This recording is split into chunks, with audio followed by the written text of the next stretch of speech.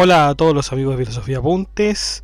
Estamos a 19 de diciembre del año 2022 con este texto tremendo del Renacimiento, cuyo autor es Erasmo de Rotterdam, El elogio a la locura, una obra de 1511.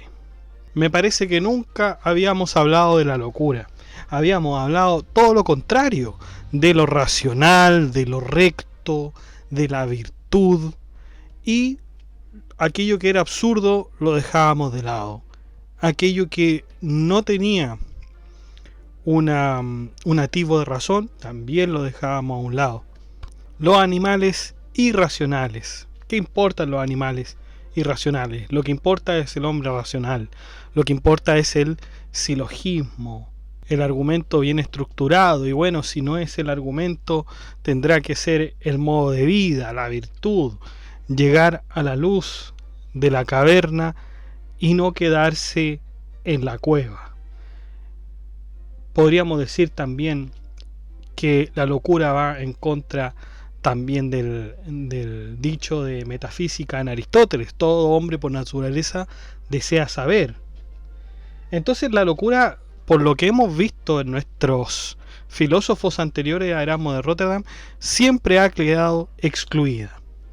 No la hemos compartido ni analizado. Pero esta vez, por primera vez, yo creo que ya en este blog vamos a ver de qué se trata la locura y cómo es que la entiende Erasmo de Rotterdam. Y no va a ser de un modo quizás racional, como si fuera un tratado de lógica, de categorías. Lo menos que podríamos esperar es eso. No, lo hace de un modo, incluso yo diría, hasta divertido, porque se personifica la locura en este sentido.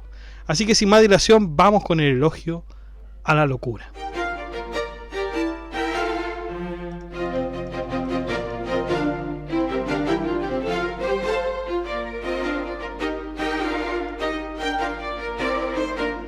Bueno, en primer lugar vamos a comenzar con la genealogía de la locura.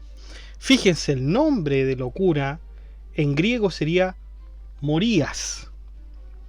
El padre es Plutón, Hades en la cultura griega.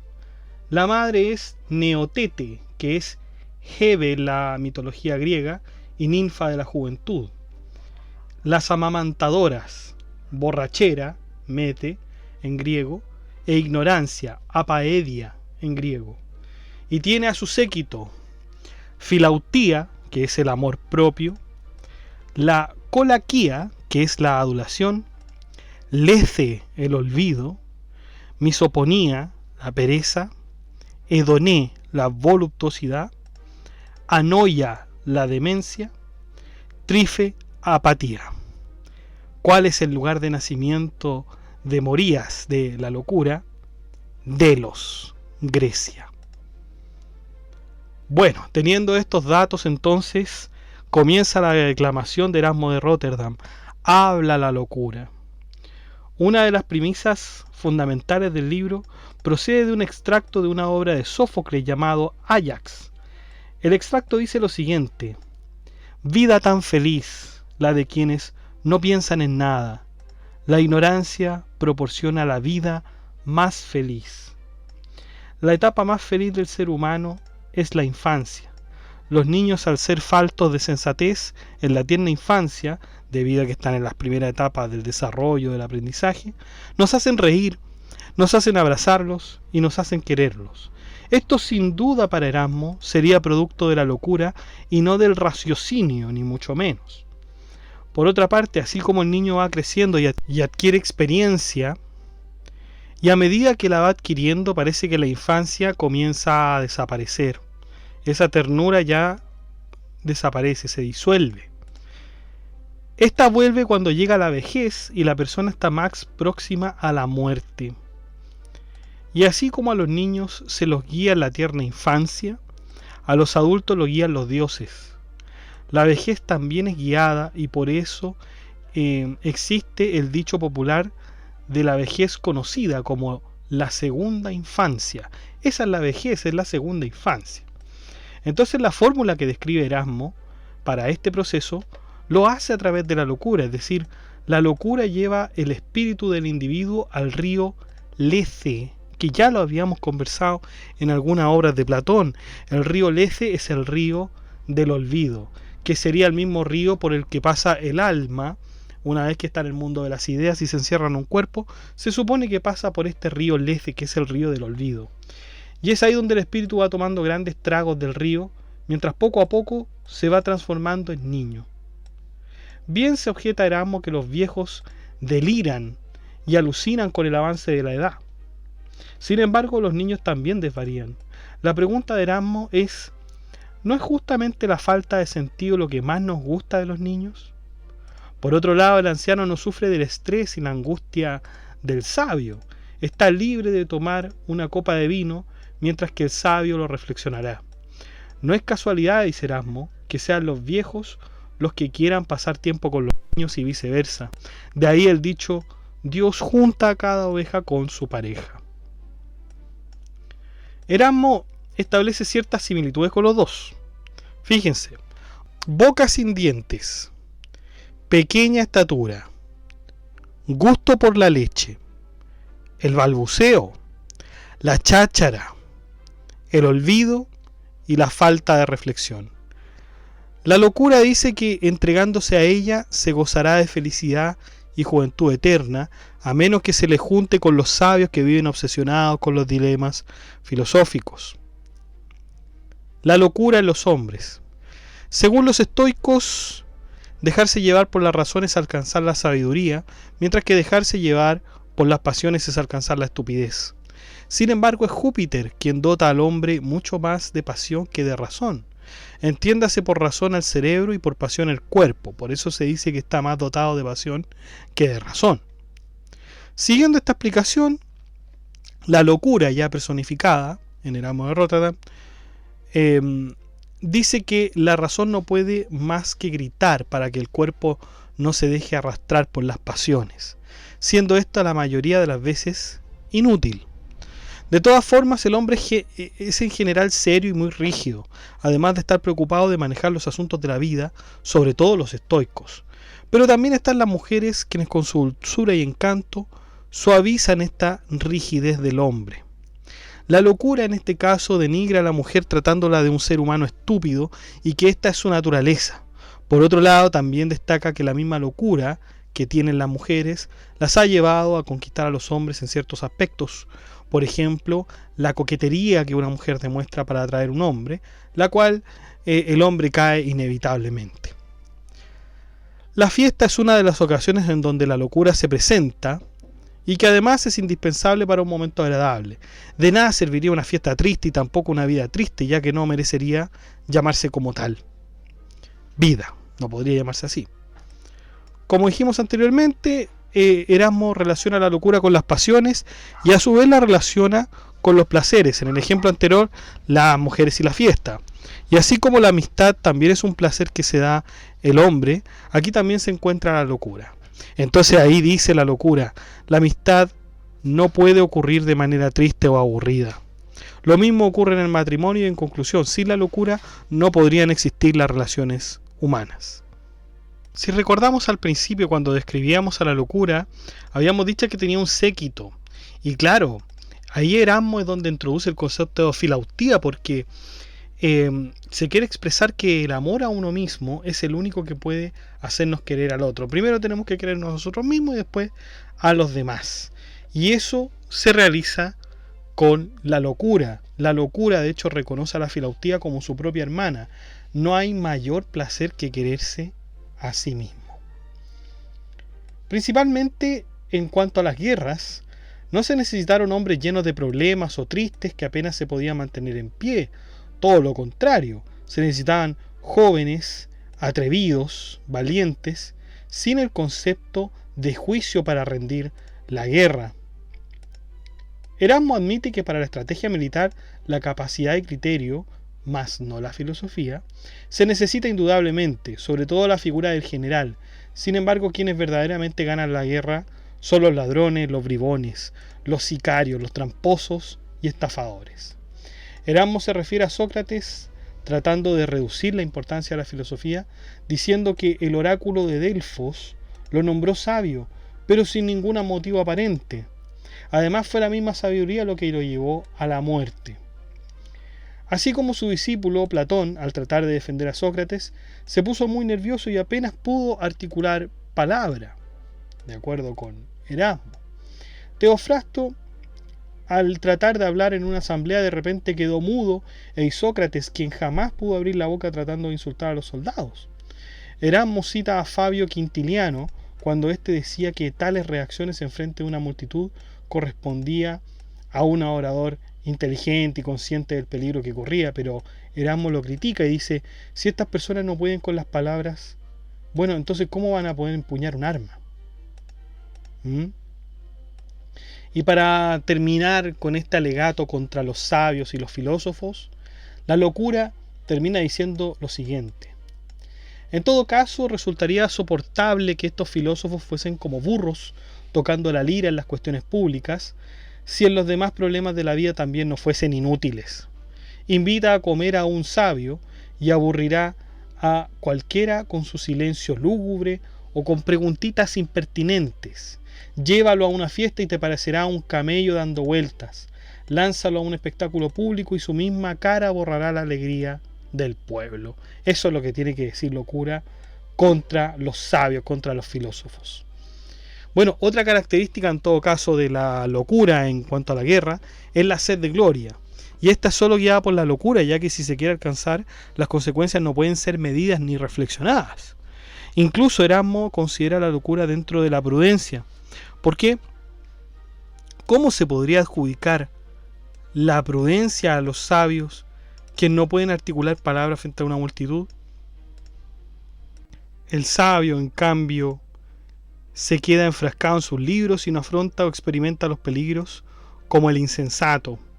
Esta es una ventaja de la locura, que libre de escrúpulos y miedos es capaz de lograr sus acometidos. Eso en cuanto a la guerra. Veamos la locura y las artes. La locura está presente en las artes por medio de las máscaras. Si en una obra los actores se quitaran las máscaras y mostraran quiénes son en verdad, la obra estaría arruinada. Por cierto que sí. Desenmascarar la ilusión es arruinar el drama. Y justamente es la ilusión lo que atrae al público. Por lo demás, la vida de cada uno es casi como una comedia o una obra de cualquier género. ¿No es cierto que cada uno desempeña un papel distinto dependiendo de las situaciones? ¿O a veces incluso sigue solamente un solo papel? Los sabios, por una parte, dicen que vivir en la locura, en la ilusión, en la ignorancia y en la estupidez, es vivir de la desgracia. Erasmo dice que justamente este es el objeto del vivir, ya que el ser humano nace ignorante y muere también así. Nadie puede conocer ni hacer todas las cosas que quisiera. Nada tiene de malo ser fiel a su propia especie. De lo contrario, tendríamos que lamentarnos siempre de que no podemos volar, de caminar en cuatro patas o poseer el agudo sentido de ciertos animales. Y lo mismo podríamos decir de los otros animales también. Habría que preguntarse, ¿es el caballo infeliz por no conocer la gramática? ¿Lo es el toro al no conocer la gimnasia? En efecto, no lo son, por lo tanto el hombre tampoco debiera serlo por su limitada naturaleza. Erasmo menciona la felicidad que había en la edad de oro mitológica, la cual refiere Hesíodo en uno de sus poemas. Nadie tenía conflictos, la dialéctica era inservible al no haber conflictos, la gramática era innecesaria al hablar todos un mismo idioma, y pareciera ser que la ignorancia, quien amamantó a la locura, mantiene feliz al ser humano cuando se aleja cada vez más de los estudios rigurosos. Sin embargo, a medida que la Edad Media de Oro se fue acabando, el ser humano se comenzó a ser más sabio y empezó a complicarse. Eso es lo que tiene que decir la locura en cuanto a las artes.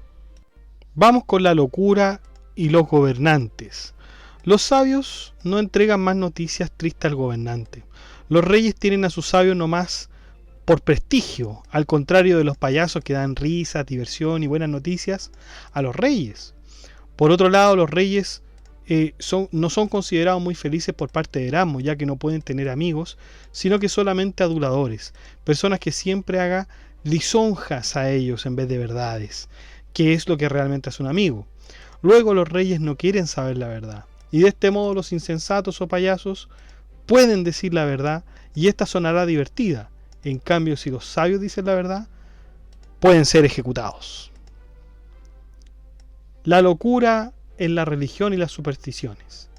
Fijémonos aquí.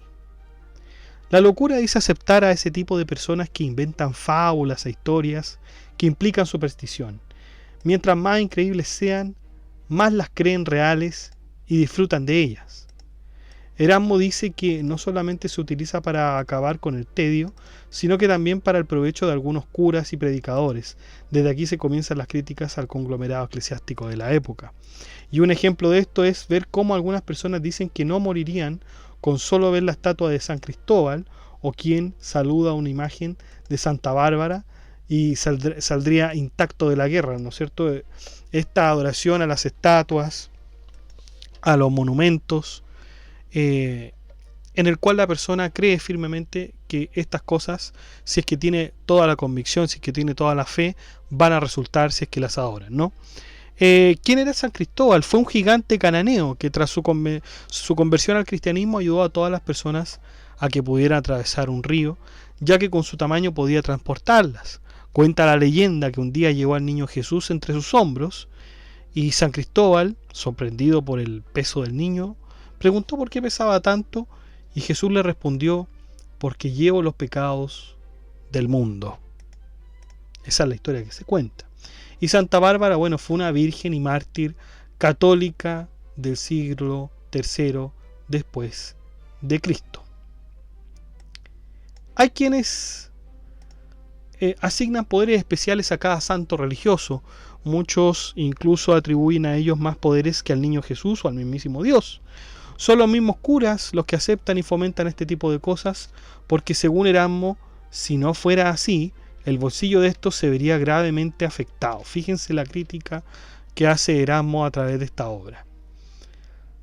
Todo esto sería vinculado a la locura, a pesar de haber una conveniencia en ciertas personas como los curas. Uno de los seguidores, como habíamos dicho, de la locura es la filautía, el amor propio, que se encuentran en todas las civilizaciones. Por ejemplo, los británicos se atribuyen la belleza, la música y la buena mesa. Los escoceses se atribuyen la nobleza de sus reyes y su dialéctica. Los franceses se atribuyen los buenos modales, los italianos las ciencias teológicas, los griegos se atribuyen todo el tiempo las viejas glorias de sus héroes, los turcos se atribuyen la religión burlándose de todas las demás, llamando a las demás supersticiones. Los judíos se atribuyen al verdadero Mesías y se aferran a que lo encontrarán algún día. Los españoles se atribuyen el poderío militar y los alemanes se atribuyen la magia. Sin la filautía, las religiones no podrían existir en absoluto, y esta sería la clave para ser feliz, porque la felicidad no está en el uso de las cosas, sino que está en la opinión que se tiene de ellas.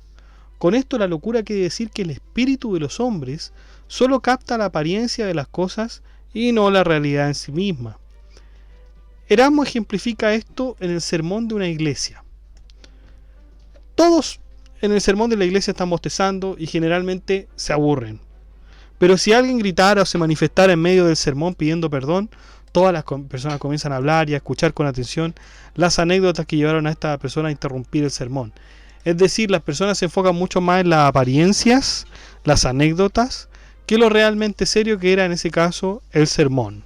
Erasmo dice: qué fácil es lograr esta felicidad. Por el contrario, cuán difícil es entender las cosas reales, aunque sean insignificantes como la gramática. Insiste que viviendo así se es más feliz. Vivir de las apariencias conduce a la felicidad aún más que vivir de las realidades. ¿Es más feliz quien gasta una fortuna en cosas reales? ¿O es más feliz quien disfruta una cosa creyendo que es tan real como la original? Un ejemplo nos pone Erasmo. Un día un ciudadano compró joyas falsas a su esposa.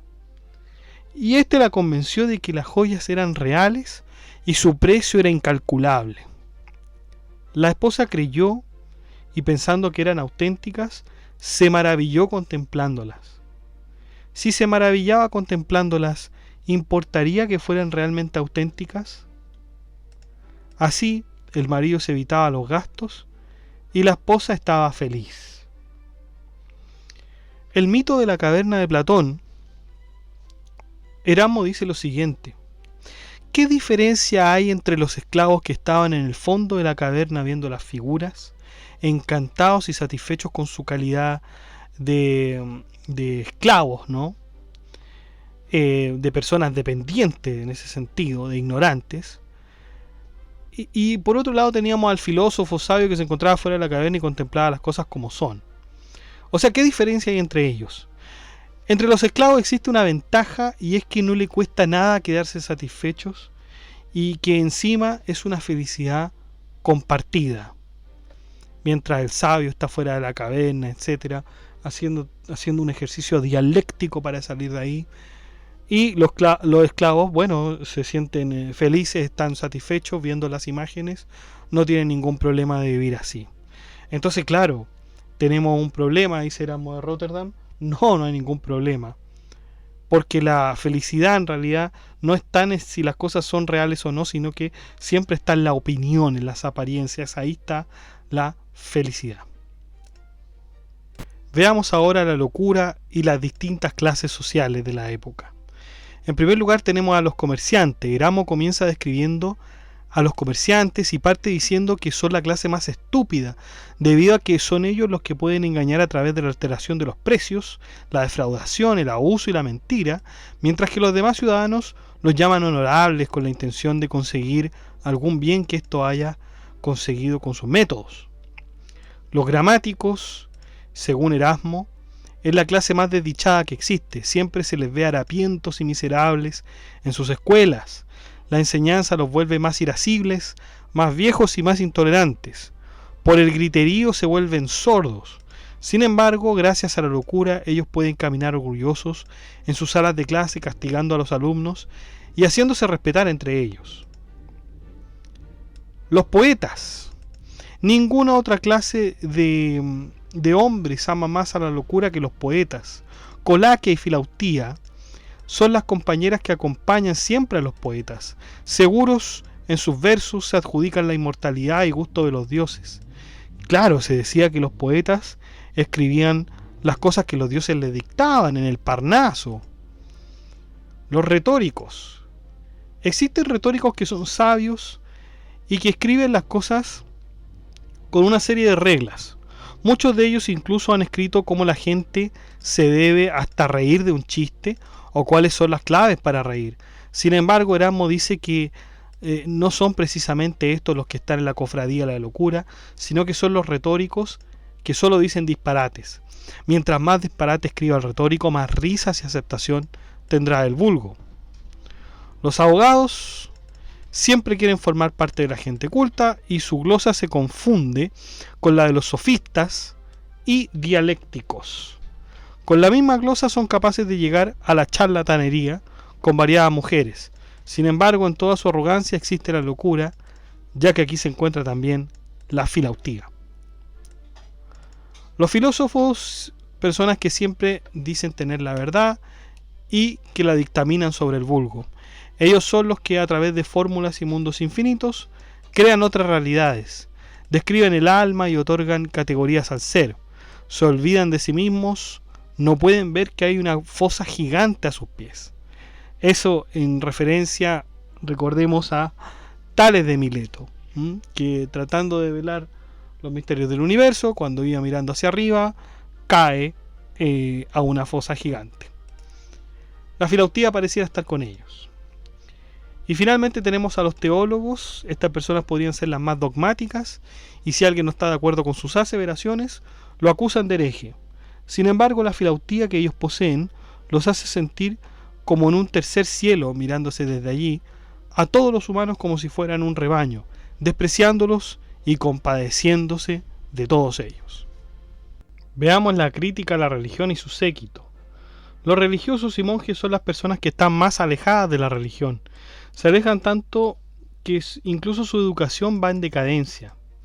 De hecho, Erasmo dice que la gente en ese tiempo consideraba mala suerte toparse con uno de ellos por casualidad en la ciudad. Sin embargo, en la iglesia son devotos. A pesar de mendigar limosna y hospedaje, la gente se los da, y todo esto a costa de pobres. De esta manera, los religiosos pretenden darnos las enseñanzas y la imagen de los apóstoles, quienes fomentaban las buenas acciones. Por otro lado, existe la obsesión de calcular milimétricamente la vestimenta que utilizan para la iglesia, y con esto suelen despreciarse unos a otros por quienes no llevan una buena vestimenta. Otros pretenden dar la imagen que se privan del dinero viéndolo como veneno, pero no se privan del vino y las mujeres. Estos religiosos se preocupan y se esfuerzan de vivir su vida sin tener la voluntad de parecerse a Cristo, pero sí por diferenciarse de los demás. No les parece suficiente ser cristianos, sino que además tienden a tener otras características como franciscanos, jacobitas, agustinos o brigidenses. Por cierto, Cristo no se fijará en todos estos atributos, sino que se fijará en si fueron caritativos o no. Alguna vez Erasmo escuchó hablar a un teólogo octogenario quien creía que todo lo que se podía decir de Jesús ya estaba en una de sus letras. En latín existen 3 casos para denominar la palabra Jesús. El primer caso es cuando Jesús termina en S, ¿no es cierto? El primer caso, el más conocido, el nombre Jesús. En el segundo caso, cuando termina en M, Jesum. Y en el tercer caso, cuando termina en U, Jesús. Y con esto el teólogo quería decir que Jesús es lo sumo, lo medio y lo último. De este modo los teólogos, los curas y los religiosos han querido manipular las mentes de las personas de la época con astucias retóricas como esta. Respecto a los sumos pontífices, que son los representantes de Cristo, Erasmo se pregunta si ellos podrían actuar como Cristo, es decir, si serían capaces de vivir como Él, con fatiga, pobreza, entrega y solidaridad. Probablemente, si ellos optaran por tomar una vida como la de Cristo, tendrían que renunciar a todas sus ventajas como representantes de Él. Estos piensan que Él está feliz mientras ellos cumplan sus papeles de obispo o de sacerdotes. Por último, se quejan y se enervan cuando son criticados por sus acciones, alternándolas como pecado, pero si defienden enérgicamente la obligación del diezmo al pueblo, así efectivamente lo hacen. La insensatez y las referencias bíblicas. La defensa a la insensatez u estupidez es fundamentada a través de referencias bíblicas. En el Eclesiastés 1:15 es infinito el número de insensatos. En Jeremías 10:14, todo hombre se embrutece con su sabiduría. Erasmo dice que solamente se le pueden atribuir la sabiduría a Dios. En Jeremías 9:23 se dice, el sabio no se ufane de su saber. No se puede ufanar el hombre de tener sabiduría porque no la tiene realmente, sabiduría la tiene Dios. Hay una referencia a la filautía también en la Biblia. En el Eclesiastés 1:2 dice, vanidad de vanidades, todo es vanidad. Todo se encuentra en el Eclesiastés y también hay algo relacionado con el constante cambio en los humanos y la única forma de Dios que se mantiene a través del tiempo. En el Eclesiastés de nuevo está el 27:11 que dice, el insensato cambia como la luna, pero el sabio permanece como el sol.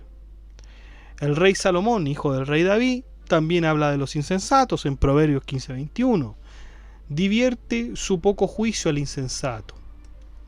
Erasmo interpreta este dicho diciendo que no hay nada más agradable en realidad sin la estupidez. Por otra parte, advierte también los problemas que trae la sabiduría en el Eclesiastés 1:18, porque mucha sabiduría trae mucha aflicción, y el que acumula ciencia acumula dolor. La humildad del insensato interpretada en la Biblia por Erasmo se encuentra en el Eclesiastés también 10:13. El insensato va por su camino llamando estúpidos a todos. Y la interpretación de esto es la siguiente: el sabio siempre se mira a sí mismo como si no hubiera nadie como él. En cambio el necio va diciendo que todos son como él. Esto quiere decir que el insensato no se cree superior a los demás. El elogio más claro a la locura y la insensatez se ve en Corintios. Corintios 5:13 dice, porque si estamos locos, es para Dios. Y el Corintios 1:25, la locura de Dios es más sabia que la de los hombres. Analizando esto en general y recordando las Sagradas Escrituras, no es raro que Dios haya prohibido a Adán y Eva comer del árbol de la sabiduría. Además, la insensatez siempre se ha encontrado favorable a los cielos. Siempre que se pide perdón por la insensatez, Dios entrega su misericordia. Para demostrar esto, Erasmo cita breves pasajes de la Biblia. Fíjense. En Números, Aarón pide perdón a su esposa. Perdón, dice, no nos exijas cuentas del pecado que hemos cometido de forma insensata. En Reyes, Saúl pide perdón a David. Dice, he sido un estúpido, me he equivocado totalmente. Y Jesús en la cruz dice, Padre, perdónalos porque no saben lo que hacen. La locura y el alma. Esta ya es la parte final, chicos, del elogio de la locura. Erasmo vincula la locura con el alma, aludiendo al pensamiento tanto cristiano como platónico, ya que ambos coinciden en muchas cosas, como nosotros hemos podido ver también en estos podcasts. En primer lugar, el alma está unida y atada por los lazos del cuerpo, por lo tanto no puede contemplarse ni saber la verdad.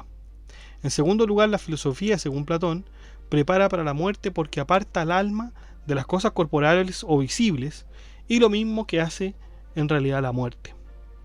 Cuando el alma controla bien los órganos del cuerpo, el alma está en sus cabales. Sin embargo, cuando el alma intenta escapar del cuerpo, el alma entra en un estado de locura, como si intentara escapar de su cárcel. Es por eso que cuando los humanos, antes de experimentar la muerte, pronuncian discursos inspiradores antes de dejar su vida, este proceso es donde el alma quiere dejar el cuerpo. Hay dos tipos de locura. Existe un tipo de locura que proviene del infierno, y es la que llena de sed de gloria a los hombres, lo que los anima para la batalla. Y existe otro tipo de locura que proviene de la libertad de las angustias y preocupaciones de la vida. Bueno, el segundo tipo de locura se ve representado en una carta que Cicerón hace a Ático. Este ciudadano de Argos iba al teatro, se sentaba, aplaudía y se divertía. Creía estar viendo comedias cuando en realidad en el teatro no había nada ni nadie. Una vez que su familia lo ayudó y dio de beber medicinas para que no lo hiciera más, fíjense lo que dijo Ático. Dijo, me han matado, amigos. No se protege, se mata a quien han quitado el placer, arrancándole por la fuerza el delirio de la mente. O sea que Ático estaba como los hombres de la caverna de Platón, estaba feliz, estaba entusiasmado, estaba divertido justamente con su locura, ¿no? Y se la han quitado. Vean entonces que este ha sido la obra de Erasmo de Róterdam, el elogio a la locura. Es una obra, como pueden ver, ciertamente divertida. La lógica que usa Erasmo en realidad llama la atención. A mí me gustó mucho en lo particular este libro, sobre todo cuando da el ejemplo de las joyas que se le compran a la esposa, de este pensamiento de Platón, de decir, bueno, y si el hombre de la caverna está feliz, ¿qué tiene de malo eso? La locura es, por cierto, un aspecto importante de la vida. La pregunta es, ¿se puede vivir siempre racionalmente? Se supone que hemos visto a través de toda esta historia de la filosofía que es la razón la que tiene que alcanzar el hombre, y que el hombre en realidad se tiene que esforzar toda su vida para alcanzar la virtud, y lo va a hacer a través de la razón, no lo puede hacer a través de lo irracional, ¿no? Pero ¿es factible esto? ¿Ha ocurrido esto? Que solamente esté alguien guiado absolutamente por la razón y haya dejado la locura de lado? Parece que no. Parece que tampoco es que uno tenga que ser loco y el loco va a estar feliz toda la vida, sino que esto debe ser una especie de equilibrio, ¿no? Esta obra fue escrita en un periodo en donde Erasmo estaba realmente decepcionado de la iglesia, entonces escribe esta magnífica obra que de hecho a un papa, León X, si no mal recuerdo, eh, le había encantado, de hecho. Le había encantado y tuvo el efecto contrario, porque Erasmo quería que se viera una especie de crítica en esta obra. Pero bueno, la verdad es que de todos modos esto le trajo mucho éxito, reconocimiento y popularidad a Erasmo, cosa que después, tiempo después, no lo va a ver y va a necesitar hacer una obra, porque se va a ver muy complicado económicamente, se va a tener que ser obligado a hacer otra obra con el mismo estilo, con la misma intensidad y con el mismo efecto que producía esta. Sin embargo, no lo realizó. Sus trabajos posteriores en realidad fueron tremendamente doctos y de lectura y de crítica también a algunos otros autores como Martín Lutero, por ejemplo. Bueno, chicos, eso ha sido entonces el elogio a la locura. Realmente fantástico el libro, es una obra muy buena y que nos hace reflexionar, a pesar de que está escrita como si fuera una sátira, ¿no es cierto? Una novela, un cuento o una especie de... Vamos, nadie puede representarse como la locura, como un objeto, como un ente, ¿no? Y por eso es que es tan divertido.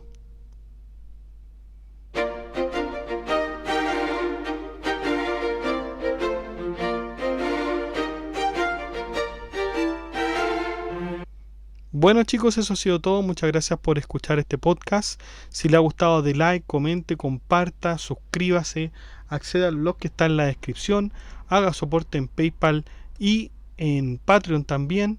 Saludamos entonces a nuestros mecenas romanos, que son Abstract Panicker y Emanuel Mendoza González. Usted también puede ser un mecenas, puede ser un miembro de Filosofía Apuntes,